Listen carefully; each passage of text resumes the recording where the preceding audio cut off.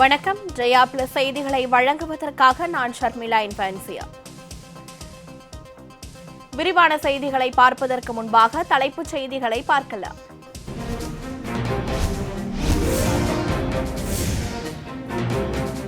மத்திய பட்ஜெட்டை தாக்கல் செய்தார் நிதி அமைச்சர் நிர்மலா சீதாராமன். முதன்முறையாக டிஜிட்டல் முறையில் பட்ஜெட் தாக்கல்.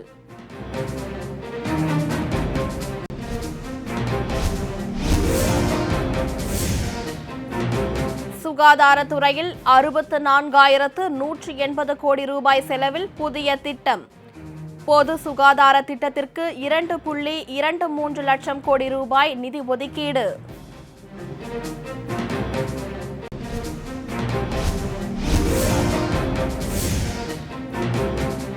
LIC நிறுவன பங்குகளை தனியாருக்கு விற்க முடிவு. நிதி அமைச்சர் அறிவிப்பின் போதே உறுப்பினர்கள் எதிர்ப்பு.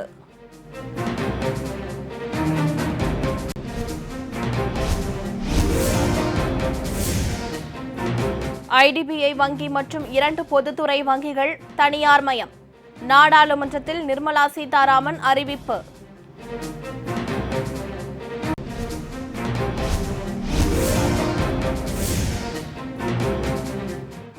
தமிழகத்தில் சுமார் 1 லட்சம் கோடி ரூபாய் மதிப்பில் சாலை வசதிகள். மதுரை கொல்லம் இடையே நவீன நெடுஞ்சாலை அமைக்கப்படும் என பட்ஜெட்டில் அறிவிப்பு.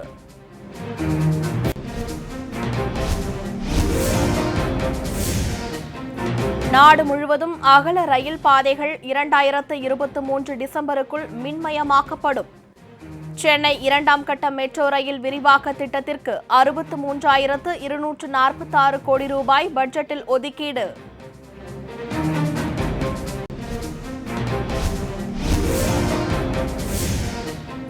வேளாண் பொருட்களுக்கு குறைந்தபட்ச ஆதார விலை தொடரும். சென்னை உட்பட 5 மீன்பிடி துறைமுகங்களை மேம்படுத்த நடவடிக்கை.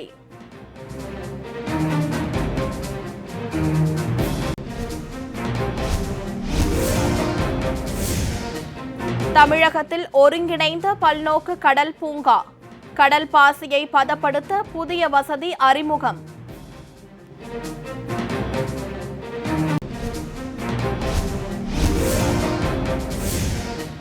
மத்திய பட்ஜெட்டில் மூத்த குடிமக்களுக்கு வரிச் சலுகை. 75 வயதுக்கு மேற்பட்ட ஓய்வூதியதாரர்கள் வருமான வரி கணக்கு தாக்கல் செய்ய வேண்டாம் என அறிவிப்பு.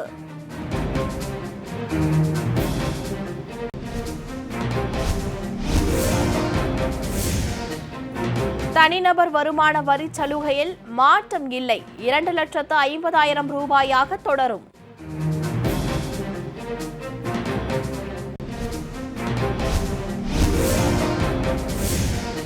மத்திய பட்ஜெட் தாக்கல் எதிரொலி. சென்செக்ஸ் 1,400 புள்ளிகளுக்கு மேல் உயர்வு.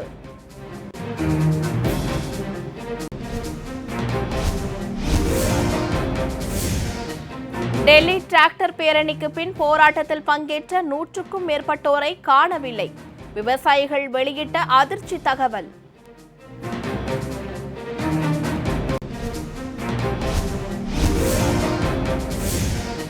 மியான்மர் அரசியல் நிலவரத்தை உன்னிப்பாக கவனித்து வருகிறோம். மத்திய உள்துறை அமைச்சகம் தகவல்.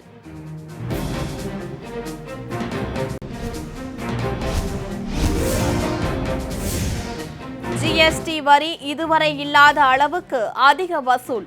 கடந்த ஜனவரி மாதத்திற்கான வசூல் 1,20,000 கோடி ரூபாயை எட்டியது.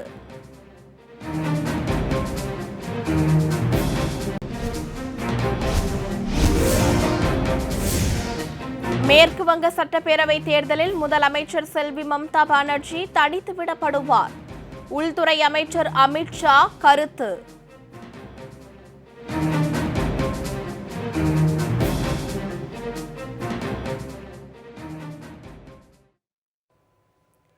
இனி விரிவான செய்திகளை பார்க்கலாம். மத்திய அரசின் 2021-2022 நிதி ஆண்டுக்கான பட்ஜெட்டை மத்திய நிதியமைச்சர் திருமதி நிர்மலா சீதாராமன் நாடாளுமன்றத்தில் தாக்கல் செய்தார். நாடாளுமன்ற உறுப்பினர்கள் பட்ஜெட் தகவல்களை மின்னணு திரையில் பார்த்து தெரிந்து கொள்ள வசதி செய்யப்பட்டது. கொரோனா பரவல் காரணமாக நடப்பாண்டுக்கான பட்ஜெட் டிஜிட்டல் முறையில் தாக்கல் செய்யப்பட்டது. பட்ஜெட்டை தாக்கல் செய்து உரையாற்றிய நிதியமைச்சர் திருமதி நிர்மலா சீதாராமன், கொரோனா காரணமாக அமல்படுத்தப்பட்ட பொது முடக்கத்தால் பொருளாதாரம் கடும் பாதிப்பை சந்தித்ததாகவும், பொது முடக்கத்தை அமல்படுத்தாமல் இருந்திருந்தால் மக்களுக்கு மிகப்பெரிய பாதிப்பு ஏற்பட்டிருக்கும் எனவும் தெரிவித்தார். சுயசார்பு திட்டங்களுக்காக செலவிடப்பட்ட தொகை 5 மினி பட்ஜெட்களுக்கு சமமானது என்றும் திருமதி நிர்மலா சீதாராமன் குறிப்பிட்டார். 2021-2022 ஆண்டுக்கான பட்ஜெட் சுகாதாரம் மற்றும் நல்வாழ்வு, உள்கட்டமைப்பு உள்ளிட்டவற்றை உள்ளடக்கியது என தனது உரையில் திருமதி நிர்மலா சீதாராமன் தெரிவித்தார்.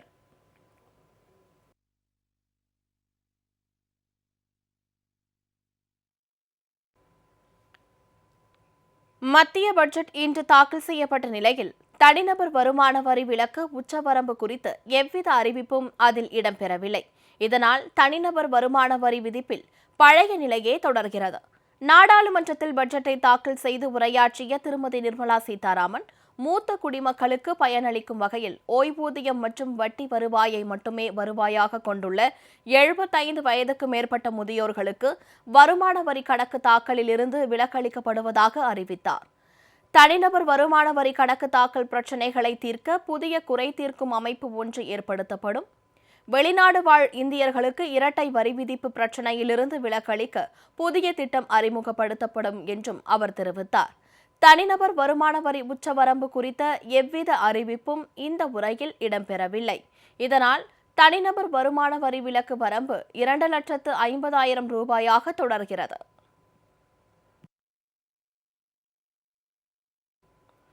பங்குச் சந்தைகளில் LIC பங்குகளை விற்க துரித நடவடிக்கை எடுக்கப்படுவதாக பட்ஜெட் தாக்கலின் போது மத்திய நிதி அமைச்சர் திருமதி நிர்மலா சீதாராமன் அறிவித்தார். மத்திய பட்ஜெட்டை தாக்கல் செய்து பேசிய திருமதி நிர்மலா சீதாராமன், காப்பீட்டுத் துறையில் வெளிநாட்டு முதலீட்டிற்கான உச்சவரம்பு 49% இருந்து 74% அதிகரிக்கப்பட்டுள்ளதாக தெரிவித்தார். LIC நிறுவன பங்குகளை தனியாருக்கு விற்க முடிவு செய்யப்பட்டுள்ளதாகவும், அதற்கான திருத்தங்கள் நடப்பு அமர்விலேயே கொண்டுவரப்படும் என்றும் நிர்மலா சீதாராமன் அறிவித்தார். பாரத் பெட்ரோலியம், ஏர் இந்தியா உள்ளிட்ட நிறுவனங்களின் பங்குகளை விற்க முடிவு செய்யப்பட்டுள்ளதாகவும் அவர் தெரிவித்தார். 2 பொதுத்துறை வங்கிகள் மற்றும் ஒரு காப்பீடு நிறுவனத்தின் பங்குகளை விற்க முடிவு செய்யப்பட்டுள்ளதாகவும் அவர் குறிப்பிட்டார். பொதுத்துறை பங்குகளை விற்பதன் மூலம் 1,75,000 கோடி ரூபாயை திரட்ட முடியும் என நிர்மலா சீதாராமன் குறிப்பிட்டார்.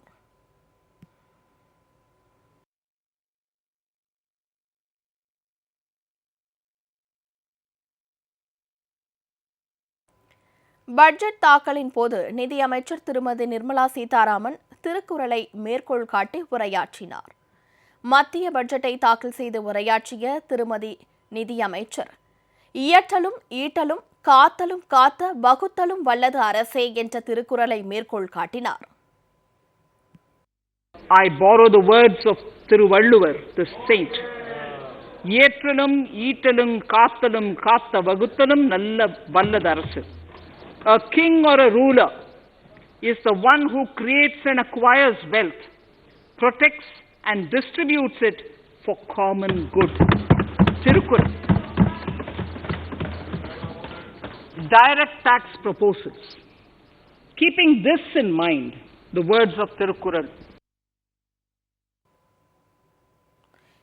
இதேபோல் பிணியின்மை செல்வம், விளைவின்பம் ஏமம், அணி என்ப நாட்டி வைந்து என்ற திருக்குறளையும் தனது உரையின் போது மேற்கோள் காட்டினார். இந்திய பங்குச்சந்தைகள் இன்று காலை உயர்வுடன் தொடங்கிய நிலையில் மத்திய பட்ஜெட் தாக்கல் எதிரொலியாக மேலும் ஏற்றம் கண்டன. சென்செக்ஸ் 1,400 புள்ளிகளுக்கு மேல் உயர்ந்தது. வாரத்தின் முதல் வர்த்தக நாளான இன்று பங்குச்சந்தைகள் உயர்வுடன் தொடங்கின. மும்பை பங்குச்சந்தை குறியீட்டு எண் சென்செக்ஸ் 443 புள்ளிகள் உயர்ந்து 46,729 புள்ளிகளாகவும், தேசிய பங்குச்சந்தை நிப்டி 115 புள்ளிகள் அதிகரித்து 13,749 புள்ளிகளாகவும் இருந்தன. இந்நிலையில் மத்திய பட்ஜெட் தாக்கல் செய்யப்பட்டதன் எதிரொலி காரணமாக பங்குச்சந்தைகள் மேலும் ஏற்றம் கண்டுள்ளன. சென்செக்ஸ் 1,420 புள்ளிகள் அதிகரித்து 47,705 புள்ளிகளாகவும், நிப்டி 362 புள்ளிகள் உயர்ந்து 13,997 புள்ளிகளாகவும் வர்த்தகமாகின.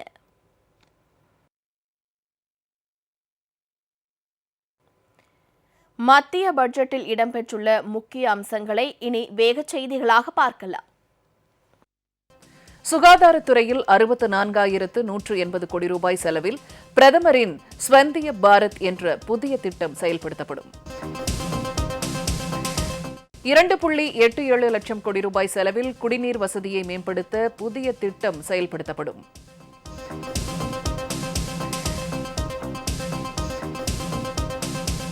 நகர்ப்புற சுகாதாரத்தை மேம்படுத்த 1.41 லட்சம் கோடி ரூபாயில் புதிய திட்டம் செயல்படுத்தப்படும்.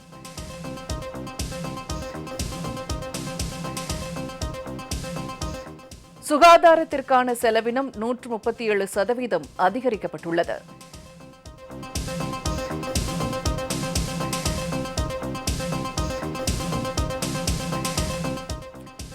கொரோனா தடுப்பூசிக்காக 35,000 கோடி ரூபாய் செலவிடப்படும். கொரோனா தடுப்பூசிக்காக தேவைப்பட்டால் கூடுதல் நிதி ஒதுக்கப்படும்.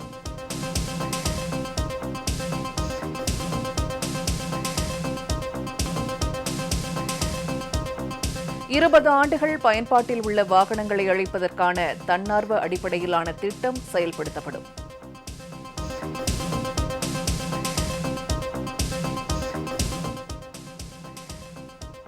அடிப்படை கட்டமைப்புகளை மேம்படுத்துவதற்கான திட்டம் 5 லட்சம் கோடி ரூபாய் செலவில் செயல்படுத்தப்படும்.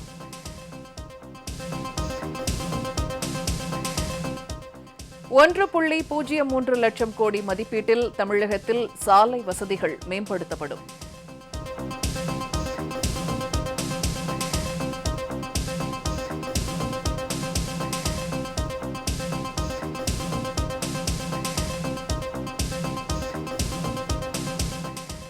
தமிழ்நாட்டில் மதுரை கொல்லம் இடையே நவீன நெடுஞ்சாலை அமைக்கப்படும்.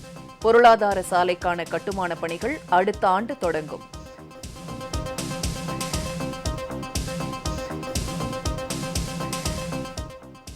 தமிழ்நாடு, கேரளா, மேற்கு வங்கத்திற்கு தேசிய நெடுஞ்சாலை திட்டத்திற்கு பல ஆயிரம் கோடி ரூபாய் ஒதுக்கீடு.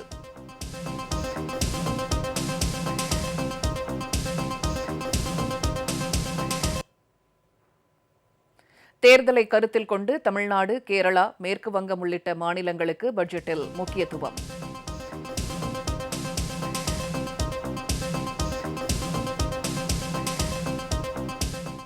நாடு முழுவதும் உள்ள அகல ரயில் பாதைகள் 2023 டிசம்பருக்குள் மின்மயமாக்கப்படும்.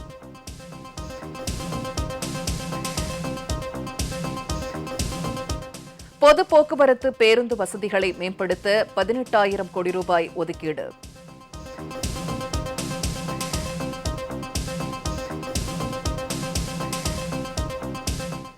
சென்னை 2ஆம் கட்ட மெட்ரோ ரயில் விரிவாக்க திட்டத்திற்கு 63,246 கோடி ரூபாய் ஒதுக்கீடு.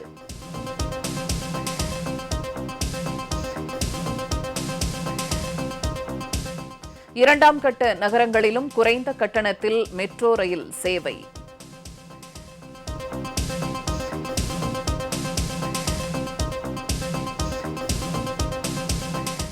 சென்னையில் 118 கிலோமீட்டர் தூரத்திற்கு மெட்ரோ ரயில் விரிவாக்க பணிகள் நடைபெறும்.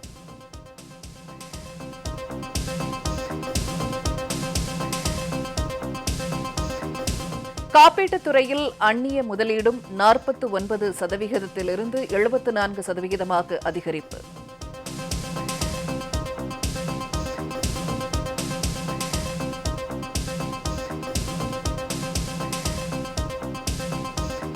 தமிழகத்தில் நெடுஞ்சாலை பணிகளுக்கு 1 லட்சம் கோடி ரூபாய் ஒதுக்கீடு.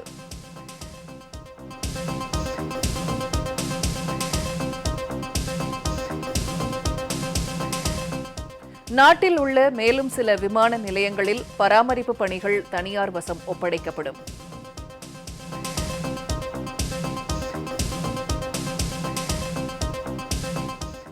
மேலும் 1 கோடி குடும்பங்களுக்கு எரிவாயு இணைப்பு வழங்க நடவடிக்கை.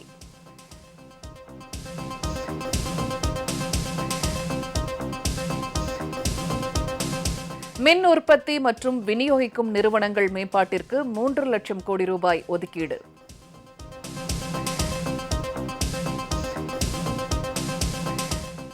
சுகாதாரத்துறைக்கு கடந்த ஆண்டை விட 137% பட்ஜெட்டில் ஒதுக்கீடு செய்யப்பட்டுள்ளது.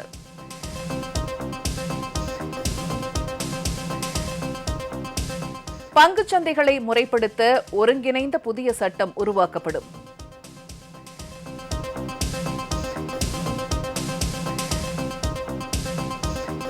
சுகாதாரத்துறைக்கு ஒட்டுமொத்தமாக 2,23,000 கோடி ரூபாய் ஒதுக்கீடு.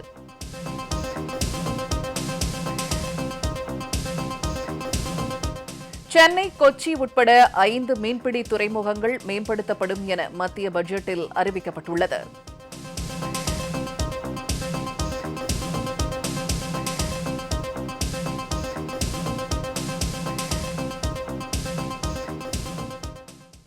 மியான்மர் நாட்டில் ஆட்சியை ராணுவம் கைப்பற்றியதை தொடர்ந்து தொலைத்தொடர்பு, வங்கி உள்ளிட்ட பெரும்பாலான சேவைகள் முற்றிலும் முடங்கின. கடந்த நவம்பர் மாதம் நடைபெற்ற பொதுத் தேர்தலில் ஆங் சான் சூகியின் மக்களாட்சிக்கான தேசிய கட்சி 83% வாக்குகளை பெற்றது. ஆனால் ராணுவத்தின் ஆதரவு பெற்ற ஒன்றிய ஒற்றுமை மற்றும் முன்னேற்றத்துக்கான கட்சி தோல்வியடைந்தது. இதனையடுத்து தேர்தலில் முறைகேடு நடந்ததாக அந்நாட்டு ராணுவத்தின் சார்பில் உச்சநீதிமன்றத்தில் வழக்கு தொடுக்கப்பட்டது. இந்நிலையில் தற்போது மக்களால் தேர்ந்தெடுக்கப்பட்ட தலைவர்களை கைது செய்த ராணுவம் அங்கு ராணுவ ஆட்சியை பிரகடனப்படுத்தியுள்ளது. இதனைத் தொடர்ந்து முதலில் அந்நாட்டு அரசு தொலைக்காட்சியை கைப்பற்றிய ராணுவத்தின் வீரதீர செயல்கள் உள்ளிட்ட காட்சிகளை மட்டும் ஒளிபரப்பி வருகிறது. இதையடுத்து தொலைத்தொடர்பு துறையும் ராணுவத்தால் முடக்கப்பட்டது. இதனால் அச்சத்தில் மூழ்கியுள்ள பொதுமக்கள் முன்கூட்டியே தங்களது செலவுக்கு தேவையான பணத்தை எடுப்பதற்காக வங்கி ATM இயந்திரங்களில் குவிந்தனர். ஆனால் தொலைத்தொடர்பு சேவைகள் முடங்கியதால் வங்கிகளும் மூடப்பட்டன. இதனால் நாடு முழுவதும் குழப்பம் நிலவுகிறது.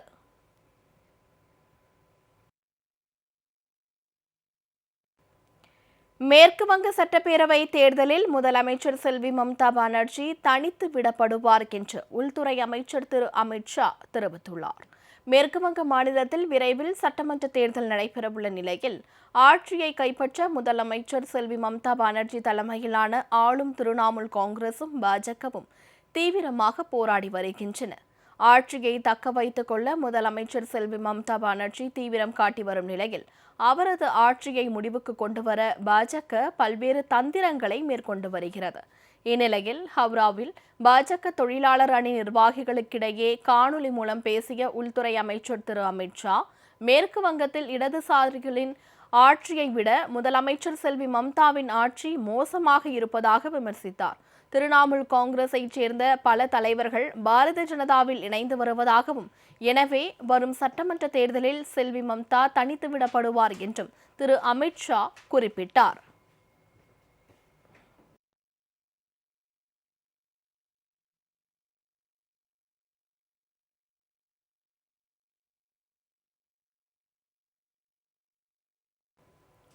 மத்திய பட்ஜெட்டில் இடம்பெற்றுள்ள முக்கிய அம்சங்களை இனி வேகச் செய்திகளாக பார்க்கலாம். அரசு வங்கிகளுக்கு மூலதன நிதியாக 20,000 கோடி ரூபாய் வழங்கப்படும்.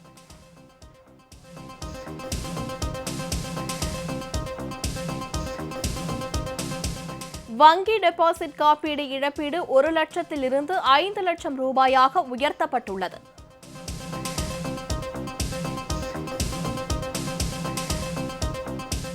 LIC நிறுவன பங்குகளை தனியாருக்கு விற்க முடிவு செய்யப்பட்டுள்ளது.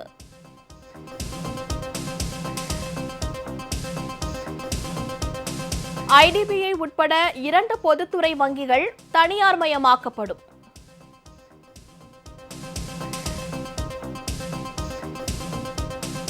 பொதுத்துறை நிறுவன பங்குகளை விற்பதன் மூலம் 1,75,000 கோடி ரூபாய் நிதி திரட்டப்படும். வேளாண் பொருட்களுக்கான குறைந்தபட்ச ஆதார விலை நடைமுறையே தொடரும்.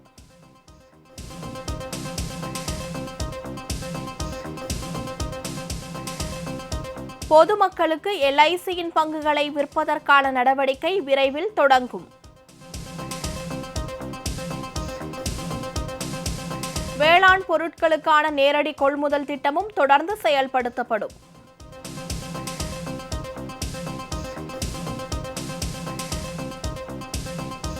விவசாயிகளுக்கு கடன் வழங்குவதை அதிகப்படுத்த 16,50,00,000 கோடி ரூபாய் ஒதுக்கப்படும்.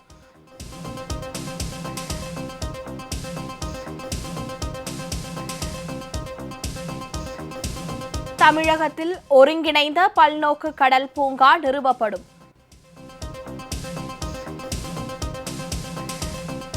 சிறு சிறு குறு தொழில்கள் வளர்ச்சிக்காக 15,700 கோடி ரூபாய் ஒதுக்கீடு.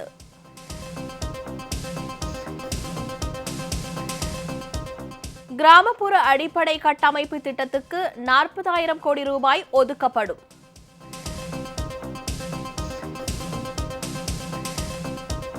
நாடு முழுவதும் 100 புதிய சைனிக் பள்ளிகள் உருவாக்கப்படும். 15,000 பள்ளிகளின் தரம் உயர்த்தப்படும்.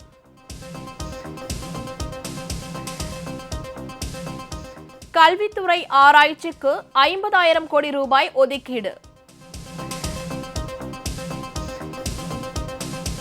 மின்னணு பண பரிவர்த்தனையை ஊக்குவிக்க 1,500 கோடி ரூபாய் ஒதுக்கீடு.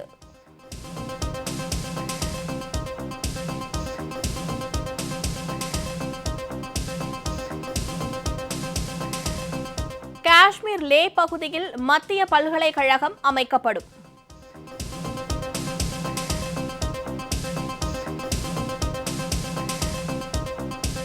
தமிழகத்தில் கடல் பாசியை பதப்படுத்த புதிய வசதி ஏற்படுத்தப்படும்.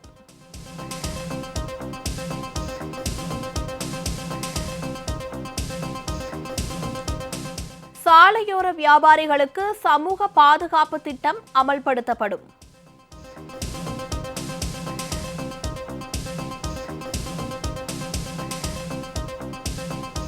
மக்கள் தொகை கணக்கெடுப்பு டிஜிட்டல் முறையில் மேற்கொள்ள 3,768 கோடி ரூபாய் ஒதுக்கீடு.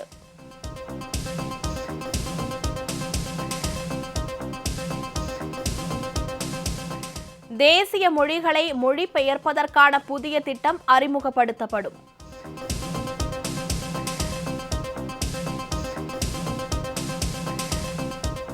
SC/ST மாணவர்களுக்கு திருத்தப்பட்ட கல்வி உதவித்தொகை திட்டம்.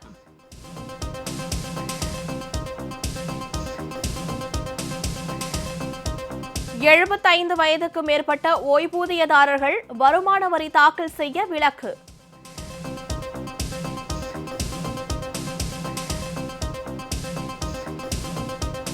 குறைந்த விலை வீடுகளை வாங்கும் திட்டத்தில் வட்டி வரி சலுகை மேலும் ஓராண்டு நீட்டிப்பு.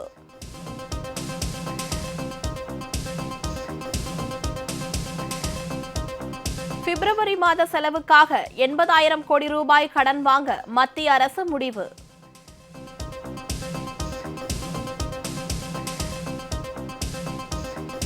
நாட்டின் நிதி பற்றாக்குறை 9.50% உயரும்.